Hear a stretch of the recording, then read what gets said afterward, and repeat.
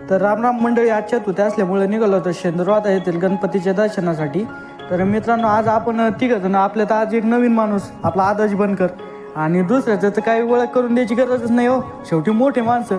हा, मोठे माणसं हो, आपलं दीपक सावंत, दुसरं कोण असणार.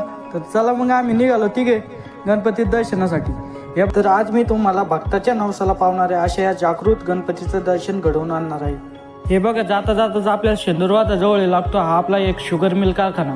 तर मित्रांनो, आपल्या ह्या सर्कलमध्ये म्हणजे एकमेव कारखाना असल्यामुळे सर्व शेतकऱ्याचा ऊस आहे ना आपल्या याच कारखान्याला येतो. आता जामगावचा कारखाना चालू झालेला आहे, तर याचं प्रमाण थोडं आता कमी होऊ शकतं, कारण की हा पहिल्यांदा ना एकमेव कारखाना होता आणि शेतकऱ्याची ऊस तोड बी खूप लेट होत होती. तर असंच पुढं आलो आम्ही, आणि पुढे आपली एक आईस्क्रीमवाला दिसला. खूप दिवसाची आपली दुधाची आईस्क्रीम खायची इच्छा होती, तर मग आलो आईस्क्रीम खायला.